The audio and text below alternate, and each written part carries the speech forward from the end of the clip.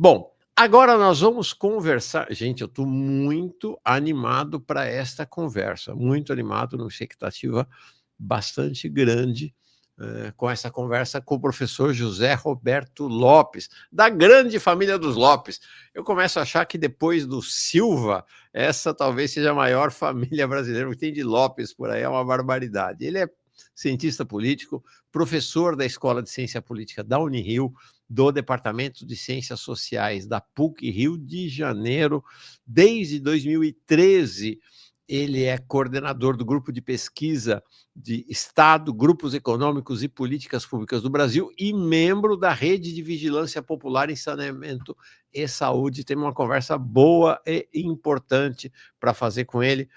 João Roberto, muito bem-vindo. Que bom que deu certo você vir aqui. Foi um pouco atribulado por conta da falta de luz depois desse som, mas deu certo, você está aqui. Obrigado, viu? Bom dia, Mauro. Eu que agradeço o seu convite. Ainda bem que você consertou aí, né? Não é José, é João Lopes. Nós somos parentes, mas com João na frente. Ah, verdade, desculpa, falei José, mas... Tranquilo. Estamos aí, estou à sua disposição, meu querido. Nós e nosso tio, né? O Lopes Obrador. É isso aí. Que bom que você veio aqui, João. Obrigado que deu certo.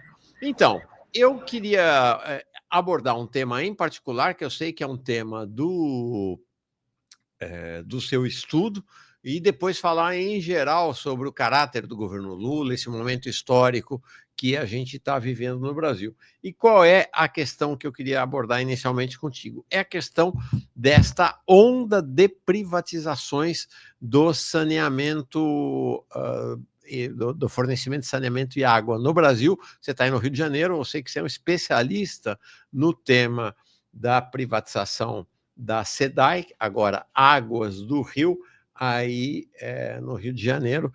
Eu quero te falar o seguinte, por conta da nossa entrevista, ontem eu entrei pela primeira vez no site da Aegea, que é a empresa que dona agora do saneamento em boa parte aí do estado do Rio de Janeiro. Eu fiquei muito impactado ao entrar no site deles, é um negócio impressionante, efetivamente. Olha aqui, gente, a Aegea, o que é essa? A Aegea é uma empresa privada de água e saneamento. Olha, as unidades da Aegea no Brasil, eles são donos, aqui, ó. Mato Grosso do Sul, desde 2012, 23 concessões. Rio de Janeiro, em Rondônia, 5 concessões desde 2015. Governador Valadares, Minas Gerais. Paraná, aqui não, pela esquerda, tá? No Pará, serviço de abastecimento água e coleta no estado do Pará. No Ceará, também. Paraná, responsável pela coleta e tratamento de esgoto, 52 municípios do Paraná. Bombinhas, lá em Santa Catarina. Camboriú, também em Santa Catarina. Cariacica, PPP, lá no Espírito Santo. A Corsan, 317 municípios do Rio Grande do Sul. No Crato, também. Guariroba, Mato Grosso do Sul, unidade que opera em Campo Grande, no Mato Grosso do Sul. É sempre Águas, tá? Águas de Olambra, vocês estão vendo aqui no interior de São Paulo, Águas de Manaus, Águas de Matão, no interior de São Paulo, a Ambiental Metro Sul, 9 cidades da região metropolitana de Porto Alegre, Mirante, Piracicaba, no Pantanal, a Sanesul, parceria pública-privada, 68 municípios do Mato Grosso do Sul, Novo Progresso, Pará, Palhoça, Santa Catarina, Penha, Santa Catarina, Águas do Piauí, né, oferta do governo do PT, Rafael Fonteles, privatizada, antiga AGESPISA, Prolagos, região dos Lagos do Rio de Janeiro, 9 cidades do Cariri, aí chegamos, Águas do Rio, antiga SEDAI, 27 municípios do Rio de Janeiro, mas não acaba, não, olha lá. São Francisco, São Francisco do Sul, Serra, Espírito Santo, Teresina, né, no Piauí também, Timon, no Maranhão, Vila Velha. Cara, é um negócio impressionante, é um país essa Aegea, é muito chocante esse processo aí de privatização. Então, eu queria começar contigo conversando sobre SEDAI e sobre esse processo de privatização do saneamento e águas do Brasil. Então, Mauro, vamos situar, contextualizar esse processo. Você apontou aí, de fato, a EGEA, que controla Águas do Rio, a principal vencedora do leilão de concessão da SEDAI em abril de 2021, aqui no Rio, ela é a principal vencedora. Ela realmente hoje ela desponta como a principal empresa privada, grupo privado, no setor de saneamento no Brasil, né? Ela se mostrou aí, são quase 60 concessionárias e cobrindo uma população de aproximadamente 40 milhões de brasileiros e brasileiras. E aí, Mauro, uma questão que é importante que o seu ouvinte aqui, que eventualmente não esteja acompanhando essa pauta, obviamente ela é absolutamente central, né? Desde 2010, as Nações Unidas têm já uma resolução de que a água e o esgotamento sanitário é um direito, são, né, direitos humanos e precisam ser garantidos, né? E a gente vê que essa onda privatista, ela vai exatamente na contramão, considerando inclusive que esses grupos, e eu vou falar de outros, mas sem dúvida a EGEA está encabeçando esse processo, eles são grupos financiarizados, né? A EGEA, por exemplo, ela tem entre seus controladores o Itaúsa, a holding do Itaú. O que o Itaú quer, né, com o cocô aqui, São João de Meriti, de Caxias, o cocô é igual a tudo quanto é lugar, né? Mas a São João de Meriti, por exemplo, aqui na Baixada Fluminense, da região metropolitana do Rio, é o município com maior, um dos maiores, está entre os 10 piores indicadores de saneamento. Então, é uma questão seríssima, e esse processo, Mauro, é importante que se diga, ele começou com a mudança no marco do saneamento no governo Bolsonaro em 2020. Em junho de 2020, houve uma mudança na legislação do saneamento, que havia sido aprovada em 2007, abrindo espaço para um processo de privatização. Para você ter uma ideia, Mauro, o controle público sobre o saneamento era a tônica. Até então, né? Em 2020, antes da aprovação desse marco, 6% apenas do saneamento estava sob domínio público. Desculpa, sob domínio privado. Exatamente. O resto era empresas estaduais, autarquias públicas, né? Porque o saneamento ele é de titulação, né, de prerrogativa municipal. Isso também foi alterado na legislação de 2020. O fato é que ali, a gente pode, depois, se você quiser detalhes, a gente pode dizer que alteração foi essa, mas foi uma alteração legislativa que impôs aos estados e municípios que abrissem processos licitatórios e a lei criou restrição para que as empresas públicas participassem dessas licitações. Então, resumindo, de 2020 para agora, Mauro, pulou de 6% para 45%. Nossa. Assim, em 5 anos. Né? Nossa. Algo assim... E a Associação Brasileira das Concessionárias Privadas, a BICOM, ela está projetando para o final do ano que vem 60% do mercado sob controle privado. E a gente... É aquela música do nosso querido Chico Buarque, né? Como é que falava? Que a gente estava dormindo enquanto a galera estava passando a boiada. Então, a gente tem que estar atento, porque a água, não precisa falar nada, né? A água é vida, a água é um direito essencial, e agora ela está virando um ativo financeiro, né? Mais do que um negócio de prestação de serviço, há também uma lógica de financiarização desse setor. Hoje, nesses 45% do mercado privado, você tem as 5 maiores que controlam 95% desse mercado. Quem são? A EGEA, que a gente está falando aqui.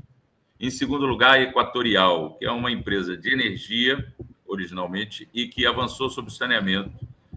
É a principal acionista da Sabesp, né, que foi o processo de venda de ações, né, emissão de novas ações da Sabesp, tornando o Estado de São Paulo minoritário na Sabesp, e aí com a privatização da Sabesp, controle privado, e quem tem a maioria acionária é a Equatorial. Em terceiro lugar, tem a BRK. Veja, todas essas que eu estou falando têm controle de fundos de investimento, são instituições financeiras, né? No caso da Equatorial, a famosa... o próprio Fundo Soberano, olha que interessante, o Fundo Soberano de Singapura, que controla a EGEA, um dos controladores da EGEA, é também um dos controladores da Equatorial. Então, olha só, o buraco é bem mais embaixo, Mauro, porque nós estamos diante de um processo de rede proprietária, né, de um oligopólio financeiro por trás desses grupos. Porque o pessoal aqui estava na época da SEDAI, aí Águas do Rio, depois tem a EGEA, mas atrás da EGEA você tem Itaú, você tem Fundo Soberano de Singapura. A Equatorial de São Paulo, atrás dela tem o Fundo Soberano de Singapura, e tem, por exemplo, o maior fundo de investimento do mundo americano, a BlackRock, que é uma gestora de ativos financeiros, que, para você ter uma ideia do tamanho da BlackRock e do que nós estamos falando quando a gente fala de geopolítica e os problemas aí de enfrentamento desse poder global, a BlackRock ela controla um total de ativos 6 vezes maior que o PIB brasileiro, né? 6 vezes maior que o PIB brasileiro. É algo em torno de 12 trilhões de dólares que movimenta a BlackRock. A BlackRock, por sua vez, também é uma das controladoras da holding do Itaú, que a gente sabe que é da família Setúbal e Vilela e da família Moreira Salles, mas a BlackRock tem uma participação importante na holding do Itaú. Eu falava da BRK, a BRK, em terceiro lugar, ela é controlada pela Brookfield. A Brookfield é um fundo de investimento dos maiores do mundo e o maior do Canadá, e já tem uma atuação forte aqui no Brasil há algum tempo. E a Brookfield de hoje atua também na BR Distribuidora, foi a principal compradora da BR Distribuidora, vendida pelo Paulo Guedes, que agora se chama Vibra. E é interessante notar que a BRK tem participação do FI-FGTS, do Fundo de Investimento do Trabalhador, né? Fundo de Garantia por Tempo de Serviço. A Caixa Econômica, então, que gerencia o fundo, são 30% do capital da BRK que está sob controle da Caixa / FI-FGTS. E aí, em quarto lugar, você tem a Iguá. A Iguá também está aqui no Rio, ela ganhou em Sergipe, né? Na primeira privatização do BNDES, no contexto do governo Lula, foi modelada pelo BNDES, foi Sergipe. Como você falou, agora já temos o Pará, em plena COP30, acabou de ser privatizado. O Pará, a EGEA ganhou. A Iguá, por sua vez, é controlada por um fundo de pensão dos servidores públicos do Canadá, né? CPPIB. E olha que interessante, o BNDES, que modelou o processo de privatização, no caso aqui da SEDAI, e a Iguá ganhou, né? A Iguá ganhou o bloco 2, que é Barra da Tijuca e Jacarepaguá, bairros aqui do Rio de Janeiro e municípios aqui do interior. A Iguá ganhou e o BNDES tem 11% da Iguá.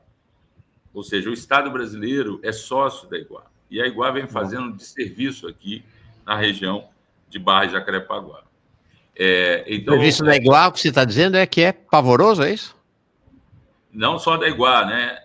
A Águas do Rio também, né? Que é o nosso principal problema aqui. É claro que a Iguá está com problemas lá em Barra de Jacarepaguá, mas para você ter uma ideia, a Iguá está com dificuldades financeiras, um nível de endividamento muito alto, e já tem aqui conversações de fusão, na verdade, aquisição da Iguá pela EGEA. Esses processos são muito... E a gente, né, dormindo em berço esplêndido aí, provocativamente eu aqui dizendo, porque realmente é uma situação muito complicada. Então, só esse cenário que eu apontei, de maneira, no contexto mais nacional, mais geral, já chama atenção aí para muitos desafios. Mas eu queria falar do estado do Rio, onde os desafios... Antes de falar do estado do Rio, João, então Fala. você estava falando que são 5 grupos que controlam todo o mercado privado. Eu só não falei o quinto. É isso, faltou o quinto, exatamente. O quinto é Águas do Brasil, né? E aí é o grupo Águas do Brasil, é o único grupo, embora esteja controlado por instituições financeiras também, é o único grupo que você não tem instituições estrangeiras, né? Porque você percebe que todos os grupos, os maiores, e veja que ela está na rabeira aí, né? Águas do Brasil, embora tenha aqui também concessões no Rio, tanto em Niterói, na região de Niterói, quanto aqui no que a gente chamou do bloco, que foi, a gente chamou não, né? Foi o edital, estabeleceu o bloco 3, que é a zona oeste do Rio de Janeiro, que está sob o controle da Águas do Brasil.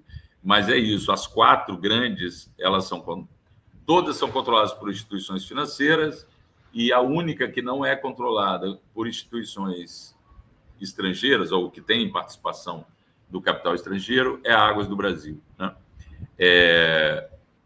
Então, esse é o quadro, né? Agora, então, o que você está dizendo para nós é que o cenário o cenário do governo Bolsonaro e Lula 3, de comum acordo, né? Porque você não tem uma ruptura, né? Você tem a continuidade do processo que começou lá com o governo Bolsonaro, que hoje tem metade do mercado, o setor privado, metade do mercado de água e saneamento, e no final de Lula 3 terá aproximadamente 60%. O que você está dizendo é que, basicamente, água e saneamento do Brasil hoje estão entregues na mão do capital financeiro internacional. Basicamente é isso, né?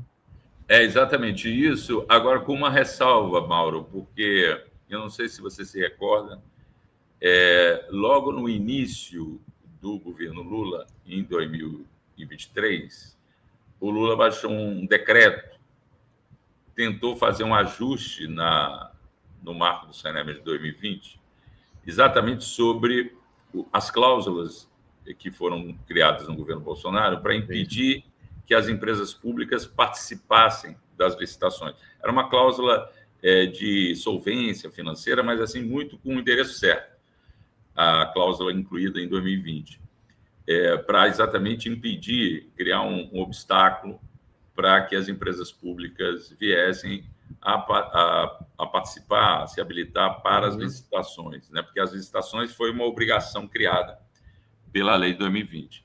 O Arthur Lira, então presidente da Câmara, ele derrubou o veto, derrubou o decreto presidencial, e dizendo, inclusive, que qualquer mudança, qualquer ação que viesse a atrapalhar os negócios do mercado não iriam passar, ele chegou a acrescentar isso, não iriam passar pelo Congresso. Depois disso, com essa derrota, de fato, não houve, por parte do BNDES, sob a gestão do Aloysio Mercadante, alteração na dinâmica que vinha sendo implementada anteriormente, né? O BNDES, qualquer um de vocês podem pegar o site, botar os projetos, né? Eles chamam de Hub Pipeline, né? Que é exatamente a programação das privatizações. Agora, em dezembro, já está, depois que Sergipe, Pará foram privatizados no contexto do governo Lula e do BNDES, em dezembro desse ano já está programado o leilão de Pernambuco. E o mais interessante é que a SEDAI aqui, que foi a joia da coroa, porque quase que metade do lucro da Aegea no Brasil inteiro vem daqui do Rio de Janeiro. Tá. E aí, a SEDAI é vista como parâmetro, como modelo para o Brasil. E aí, vamos falar que modelo é esse, porque realmente, se isso aqui é modelo, nós estamos fritos. Fala agora, então. Vamos ouvir o modelo SEDAI, né? O modelo SEDAI, que é o nirvana desse novo capitalismo brasileiro aí. Conta. Então, deixa eu dizer, o leilão foi em abril 30 de abril de 2021. É importante dizer que a SEDAI ela permaneceu enquanto empresa pública responsável pelo tratamento da água, pelo fornecimento da água, pela produção da água. A SEDAI realiza um trabalho assim, eu não sei se todos aqui sabem, que estão nos assistindo, a estação de tratamento do Guandu, a ETA Guandu, que fica aqui no município de Nova Iguaçu, na Baixada Fluminense, é a maior estação de tratamento de água do mundo. Uau! Então, veja, existem dois sistemas... Guandu é aquela que o Bolsonaro quis explodir nos anos 90, né? Pois é, exatamente. Exatamente. Imagina, né? A figura, né? Então, a ETA Guandu e o sistema Imunana Laranjal, que é o sistema que abastece a parte oeste aqui do estado, eles estão sob o controle da SEDAI nesse momento, a SEDAI pública. O que foi concedido em 30 de abril de 2021 foi a distribuição da água, o abastecimento de água, então toda a parte de adutoras, né, que abastecem os diferentes economias, como o pessoal diz, indústria, residência e por aí vai. Essa parte foi concessionada, então a distribuição da água, coleta e tratamento de esgoto. Para isso, foi o Estado, foram 40, o Estado do Rio tem 92 municípios, foram 44 municípios, incluindo a capital, que compuseram essa concessão e foi dividido em 4 blocos. A capital foi dividida em 4, como cabeça de chave aí, né? E cada bloco incluía uma região uma região da capital, mais alguns municípios. Então, o bloco 1 é a Zona Sul do Rio de Janeiro, o Filé Mignon, junto com a Baixada Fluminense, os municípios da Baixada, e também o município de São Gonçalo, que é um município muito deficitário de saneamento também. Baixada aqui, a gente sabe, é uma calamidade o saneamento, Duque de Caxias, São João de Meriti, Nilópolis, Belfor Roxo, né? Queimados, próprio Nova Iguaçu. Então, você tem aí, esse é o bloco 1. Bloco 2, Zona Oeste, agora o Eduardo Paes aqui criou Sudoeste, né? Para botar a Barra e Jacarepaguá separada da Zona Oeste, que é Campo Grande, Bangu, que são áreas com menos infraestrutura, então criou agora Sudoeste para separar, né? Agora é Sudoeste, que é Barra de Jacarepaguá, é Coaiguá. Então a Iguá venceu o bloco 2, a Águas do Rio venceu esse bloco 1 da Zona Sul, e o bloco 4, que é a Zona Norte aqui, e que é uma área muito populosa, e a Águas do Brasil, o bloco 3, que é a Zona Oeste propriamente. Bem, então esse foi o processo de concessão que começou lá em 2021. O bloco 3 teve um problema, quer dizer, houve uma negociação para incluir novos municípios, para se tornar mais atrativo comercialmente, e acabou o bloco 3 sendo concedido só no final do ano de 2021, em dezembro de 2021. Mas foi esse o modelo. A gente meio que, aqui, a gente não só estuda a questão, mas a gente, professor, né, de universidade pública, a gente tem uma responsabilidade com a sociedade, né? Então a gente atua na sociedade, contribui da forma, né, não só com a ideia de extensão universitária, mas realmente participando ativamente aqui das articulações. A gente participou e participa desde 2021 aí no processo de articulação de um grupo aqui, de uma rede, que é a Rede de Vigilância Popular em Saneamento e Saúde, que você comentava aqui, que congrega o movimento sindical, os sindicatos da SEDAI, o movimento de atingidos por barragem, a Fiocruz, outras instituições acadêmicas, a UFRJ, a FASE, que é uma organização não governamental muito combativa, né? A Rede Favela Sustentável, que é uma articulação aqui, também articulações dos territórios, o pessoal do Complexo do Alemão, da Maré, também da Rocinha. Então, a gente vem, na verdade, atuando para combater esse processo de privatização, porque desde o início a quantidade de problemas que a gente vem tendo aqui é muito grande, né?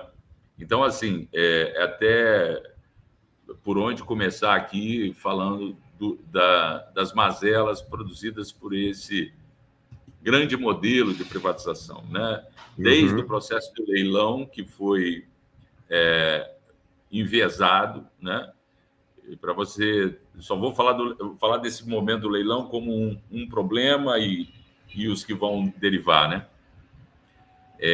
Havia irregularidades na construção do edital, o governador aqui passou por cima de decisões da Assembleia Legislativa, mas teve uma questão que chamou muita atenção, que foi que no dia 27 de abril, 3 dias antes do leilão, um leilão profundamente sofrendo ações na justiça para suspender o leilão, via sindicatos, via mandatos de deputados. No dia 27 de abril, o Itaú compra, né, 11%, algo em torno de 10%, 11% da Aegea, né? Ou seja, 3 dias antes do leilão. E um leilão que estava sob suspeição, né? O que acontece nesse mesmo dia, Mauro? O famoso ministro Luiz Fux, que à época, talvez ele, salvo engano, ele era o presidente do STF nesse momento, o Luiz Fux teve uma decisão monocrática. E isso a gente denunciou, apresentou, fez vídeo, ajudou a construir material junto com o movimento, dizendo que o leilão ia acontecer. Ou seja, suspendendo de maneira antecipada qualquer liminar de instância, primeira instância, segunda instância, que fosse, qualquer liminar judicial que viesse a suspender o leilão. Então, você vê, assim, uma decisão, ele virou Deus, né? Ele disse, vai acontecer. No mesmo dia que o Itaú botou 1 bilhão e 300 milhões na Aegea. Bem, isso levanta realmente questões, né? E, a partir dali, a gente tem várias questões que o movimento vem acompanhando, vem denunciando. Eu devo dizer para vocês, para você, Mauro, e para quem nos assiste, que a gente teve uma vitória ontem muito importante. Então, de abril de 2021 a 14 de outubro de 2025, essa luta produziu efeitos. Porque a gente, né, eu acho até que, Mauro, o seu convite também tenha sido motivado por uma entrevista que eu dei ao Brasil de Fato, aqui, a seção RJ. Ali a gente descreveu várias das mazelas desse processo, né? E eu vou chegar na data de ontem, que me parece ser muito decisiva, né? Importante. Não decisiva, porque tudo na política a gente sabe como é, né? Mas muito importante. O que acontece é que, bem, a Águas do Rio, a Aegea, principal operadora, nesses 3 anos de concessão, né? 2021, o contrato foi assinado em agosto, então ela pega ali, já começa um problema, porque havia um acordo de que teria 6 meses de operação assistida pela SEDAI. Então, a SEDAI faria uma operação assistida meio para incubar, né, a Águas do Rio ali, para ela aprender a fazer o negócio, né, passar a bola. Isso foi antecipado para 3 meses, né? Exatamente para garantir que a Águas do Rio já botasse a mão no caixa e isso já afetando o caixa da SEDAI. E essa antecipação, ela ocorre, então, em agosto, então é a partir dali, setembro, que a empresa Águas do Rio assume, e é interessante que a SEDAI aumenta a tarifa de água ali, né? O governo do estado aumenta em 10%, assumindo a responsabilidade daquele aumento antes de passar. Então, assim, o processo é todo... isso para não falar do processo das audiências públicas, que foram feitas em plena pandemia, né? As audiências públicas para o desenho do edital. Eu não estou voltando nem antes do leilão, porque o processo foi Sim. todo enviado antes do leilão. Mas a partir dali, então, de 2021, aí basicamente 22, 23, 24, para você ter uma ideia, há um recorde de ações no Tribunal de Justiça do Rio contra Águas do Rio, principalmente ligadas ao direito do consumidor. Tarifas abusivas, cobranças indevidas, inclusive a Águas do Rio está cobrando dívida que a população tinha com a SEDAI no período anterior. Então, dizendo, vocês têm dívida, parcelando dívida. A Águas do Rio, nesse período de 3 anos, teve um lucro de 1 bilhão acumulado, 1 bilhão e 700 milhões de reais, e tendo mais de 90 mil processos no Tribunal de Justiça do Estado do Rio. Né? Houve, no ano passado, por exemplo, aproximadamente 20 rompimentos de adutoras sob a responsabilidade da Águas do Rio. As adutoras estão na área, né, na parte de concessão e de responsabilidade da Águas do Rio. Uma adutora, inclusive, levou à morte, né, de uma senhora, porque foi em frente à casa dela e, bem, né, veio a óbito, uma coisa, né, muito séria. A Águas do Rio, do ponto de vista, se a gente analisa o balanço financeiro da empresa, ela mesma diz que esse lucro de 1 bilhão e 700 e o aumento da receita, né, que foi exponencial, né, houve um aumento de receita em 2021 de 5 bilhões de reais, alcançando em 2024, final de 2024, 7 bilhões de reais de receita, lucro de 1 bi 700. E ela vai atribuir, a própria empresa atribui isso ao reajuste tarifário e ao que ela chama de aumento de volume faturado. Sobre o aumento do volume faturado, para quem está ouvindo, pô, beleza, então, né, houve aumento do volume porque eles ampliaram o atendimento, né, ampliaram a cobertura do serviço. Na verdade, eles não ampliaram a cobertura, eles ampliaram quem eventualmente pagava pouco ou não pagava, porque aqui no Rio tem regras, né, em relação a não só tarifa social, mas até mesmo isenção em algumas áreas não edificadas, né, não urbanizadas, que não pagavam, a SEDAI não cobrava. Perfeito. Então, a empresa e ela coloca isso, né, ela tem um programa, Águas do Rio, que ela fala que é a menina dos olhos, que é vem com a gente. Esse vem com a gente, basicamente, é botar hidrômetro na casa das pessoas. É hidrometrar, botar o taxímetro para cobrar. Ela diz que 860 mil novas economias, novas residências, novos pontos de abastecimento foram incluídos na base até 2024. 860 mil. Então, não dá para a gente precisar quanto desses 860 mil foi realmente, eventualmente, ampliação do serviço, mas a gente pode dizer, com uma margem razoável, de que a esmagadora maioria dessas 860 mil novas economias que entraram na base de contribuição da empresa são economias que, eventualmente, não pagavam ou pagavam menos e passaram a pagar mais, por conta da hidrometragem. Então, esse foi um ponto. O outro ponto, reajuste tarifário. Uma coisa louca, né? Porque a gente tem, no contrato de concessão, previsto que a empresa vai poder usar uma cesta de índice de inflação, né? Que aí você tem o índice de inflação do cano, do material, ela vai junta vários índices, em vez de utilizar o índice oficial de inflação, que é o índice para todos nós, que é o IPCA, o índice de preço ao consumidor ampliado, né? Que a gente sabe que ficou entre 5% e 6% nesse período.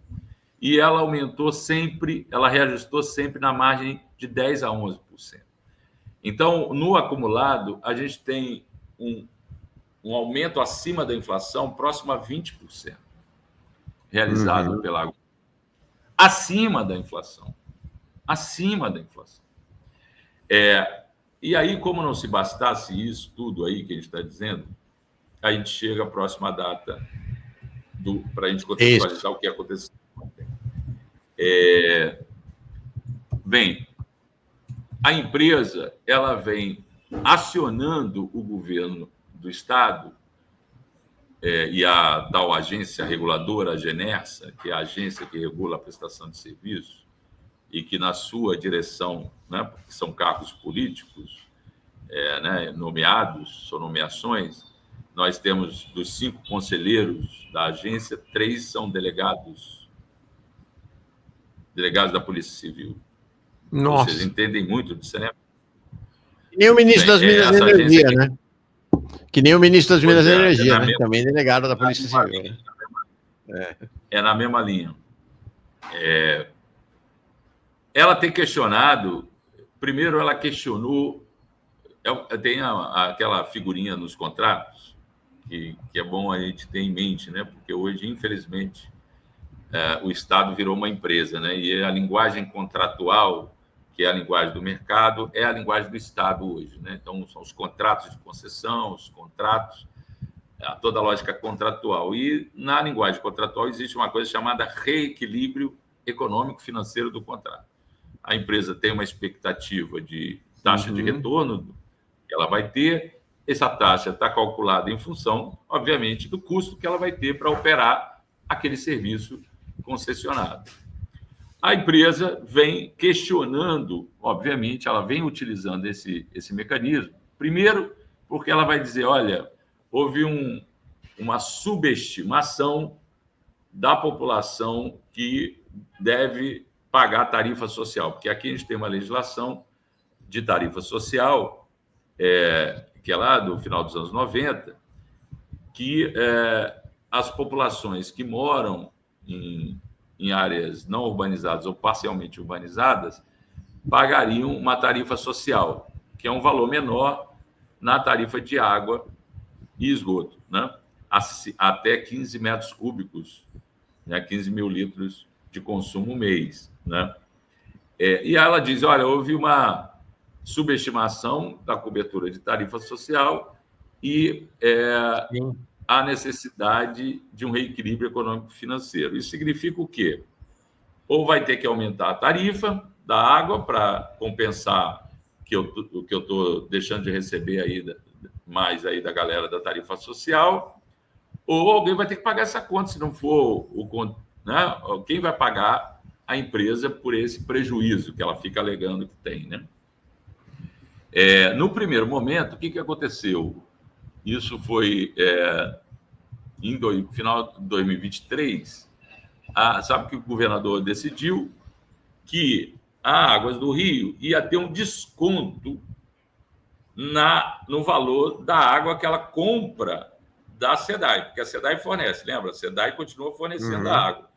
A Águas do Rio, ela compra da SEDAI a água.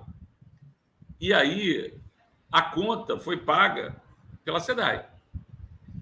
A estimativa, houve um desconto, então, no valor, isso foi aprovado em 2023, e a SEDAI teve que arcar, empresa pública, teve que arcar com um prejuízo de 800 milhões de reais.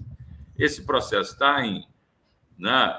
a princípio, haveria alguma recomposição para a SEDAI, mas a coisa ficou aí, algo que está muito mal parado nesse sentido, porque isso acabou entrando como um prejuízo na contabilidade da SEDAI, 800 milhões. Perfeito. E aí chegamos, então, ao momento agora. Isso.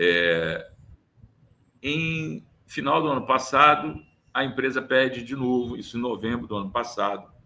Olha só o absurdo disso, Mauro. Vamos lá. Eu falo demais, né? Se quiser me interromper... Não, queremos te ouvir. Então, o absurdo que aconteceu. E esse absurdo abre brecha para questionar o próprio leilão e para a reestatização da SEDAI, que é a luta aqui do movimento. O que foi que aconteceu? Em novembro do ano passado, a Águas do Rio, o governador Cláudio Castro, ele assina um termo de conciliação com a Águas do Rio. A Águas do Rio diz que contratou uma auditoria independente, avaliando que houve, de novo, aí no caso houve uma superestimação dos indicadores de cobertura de esgotamento sanitário. Por exemplo, o município de Queimados estava lá que Queimados tem uma cobertura de esgotamento de 40%. E, na verdade, pessoal, qualquer um sabe que Queimados não tem nem 10% de tratamento de esgoto.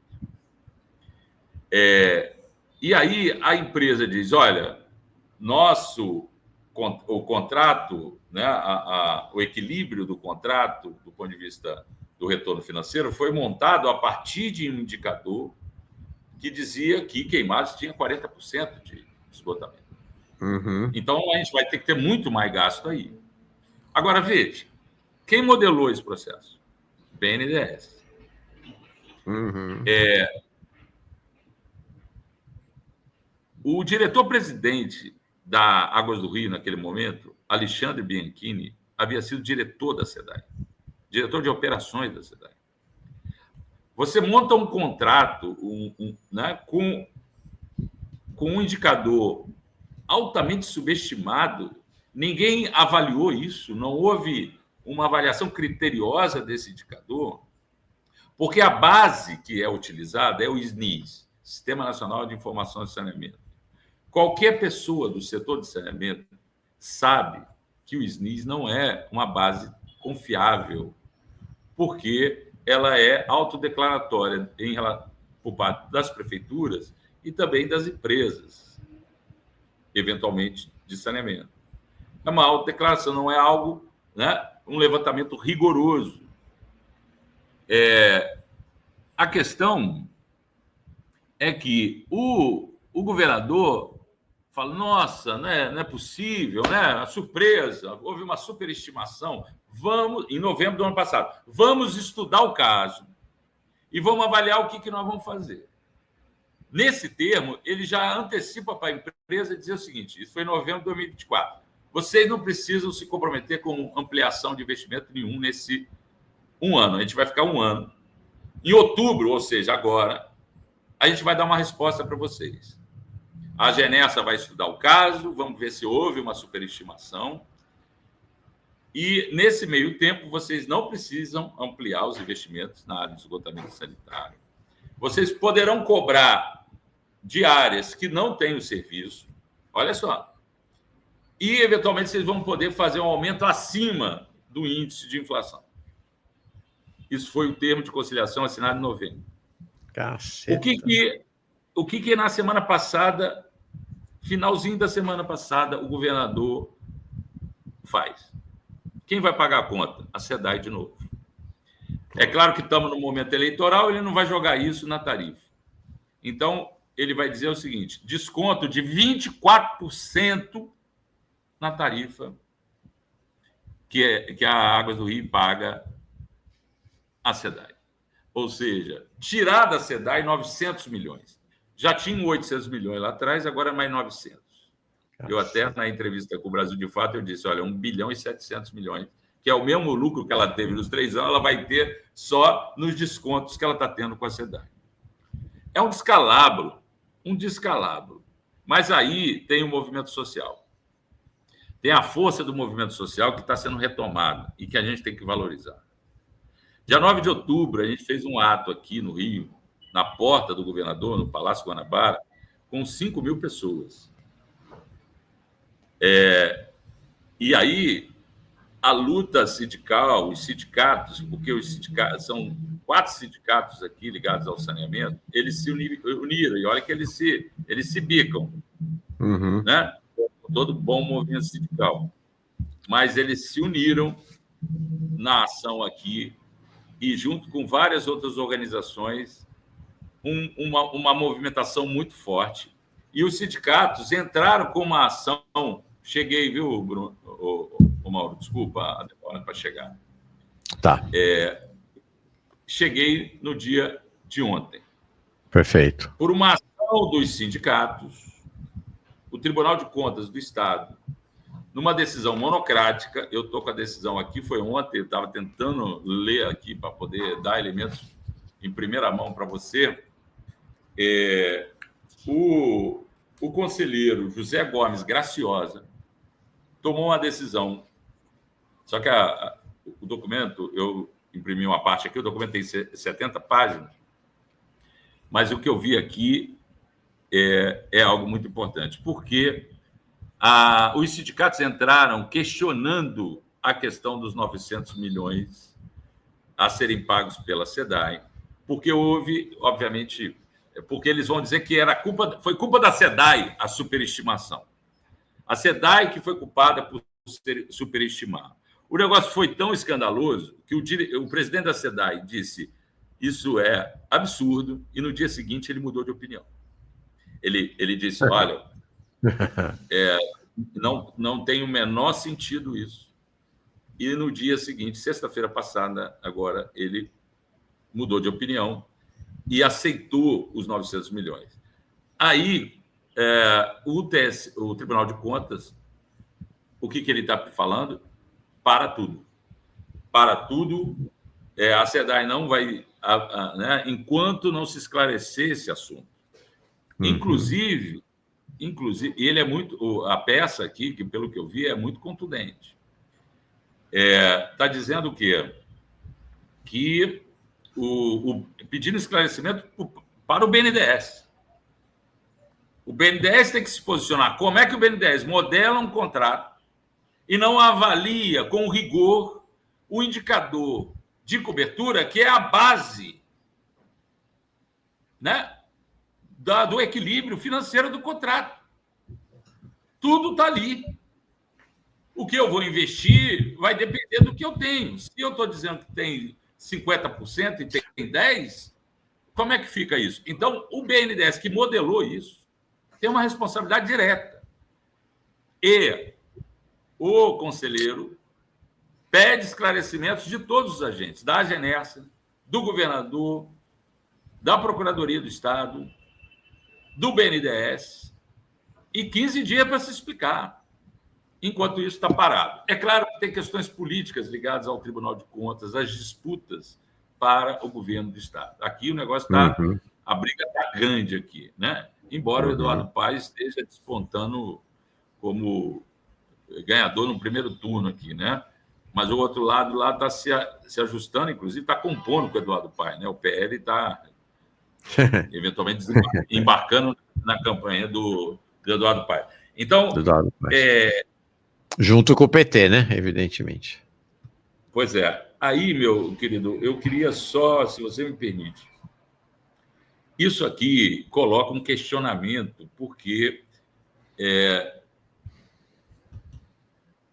é claro que o que eu vou dizer aqui é indício. Eu não estou fazendo uma denúncia, não estou acusando, eu estou levantando um indício de que lá atrás, no desenho do contrato, é como se isso já tivesse acertado. Como assim? O leilão, a licitação, ela se valeu de uma modalidade, Mauro, não sei se... que é uma coisa chamada concessão onerosa, ou seja, ganha quem pagar o maior valor de outorga ao Estado. Então, a Águas do Rio pagou 14 bilhões pela outorga do serviço. Lembrar que o BNDES, no apagar das luzes do governo Bolsonaro, aprovou o segundo maior financiamento da sua história, de mais de 70 anos, que foi 19,3 bilhões para Águas do Rio. 19,3 bilhões. E olha que ela pagou de outorga 14 bilhões. Então, ela ainda teve um lucro, um ganho de 5 do próprio Estado brasileiro. Mas o que eu quero dizer é que esse acordo sugere um acordo porque, ao pagar um valor de outorga com ágio, ela precisava compensar esse ágio que ela deu de alguma forma. Então, esse acerto aqui, né, de Olha, a gente garante um ágio maior aqui para vocês, mas vamos garantir que a gente possa fazer esse reequilíbrio lá na frente.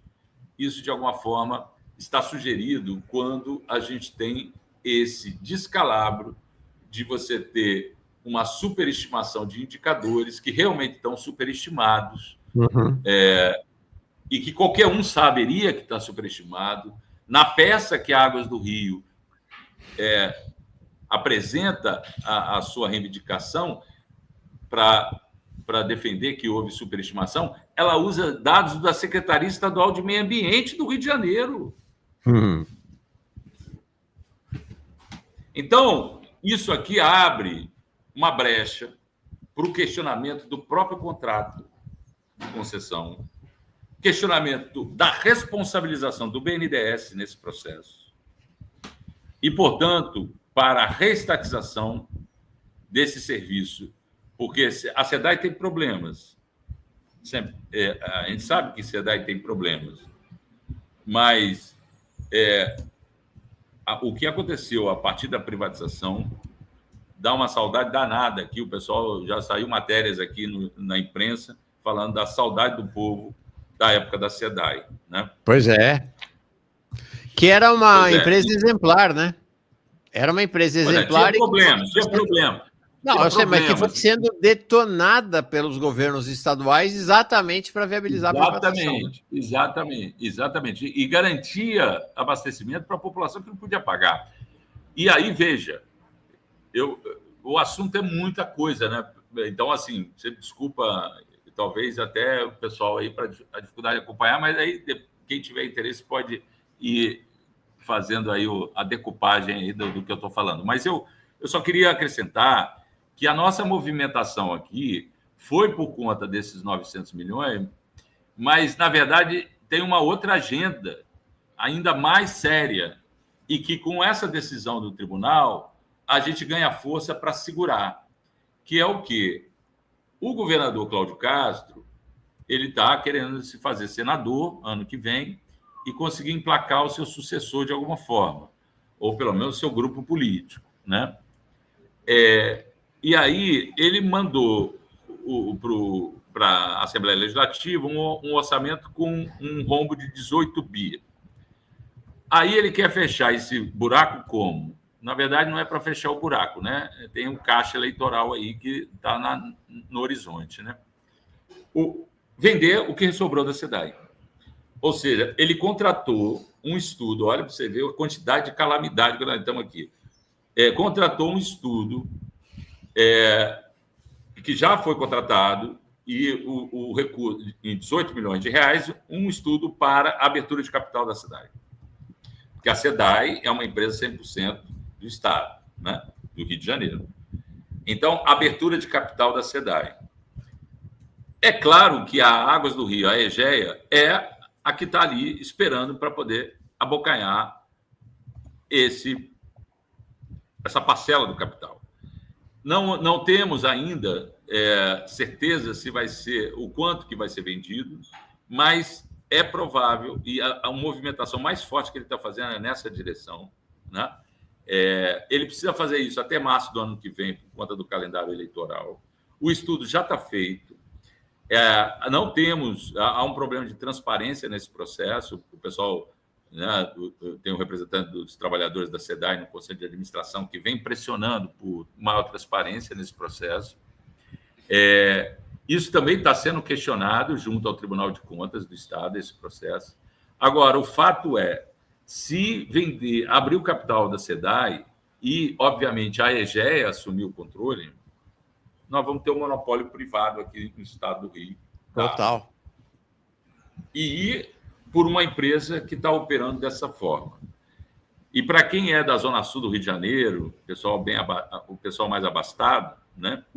E eu devo dizer que eu estou aqui na Zona Sul, estou no bairro de Laranjeiras, na Zona Sul, estou em casa, hoje é dia do professor e nós temos que honrar nosso dia. Eles estão maquiando aqui na Zona Sul, né? Eles estão recuperando áreas nobres aqui da Zona Sul. Então, para a Zona Sul, Águas do Rio Você vai falar mal da Águas do Rio. Tem até artista fazendo propaganda. Eles estão Sim. cooptando influencers, youtubers, e a Não, estão galera... botando dinheiro. Tem canal de chamada mídia progressista governista que está inundado de anúncios da Águas do Rio. Pois é. Então, nós estamos com essa situação que a gente precisa explicitar e, nesse momento, há essa oportunidade, porque a abertura de capital ela é travada também por essa decisão do Tribunal de Contas. Porque como abrir o capital de uma empresa que tem um contencioso sobre quase R$1 bilhão de quem paga essa conta. Uhum. Então, essa decisão do TCE, ela botou uma cunha aí nesse processo e o governador, achando que ia dividir a atenção, ele, para levantar essa grana toda que ele quer, além da venda da SEDAI, ele está vendendo propondo a venda, um decreto aqui de venda de vários imóveis que são patrimônio estadual, muitos deles onde tem ocupação, movimento de ocupação, Sim. movimento de moradia.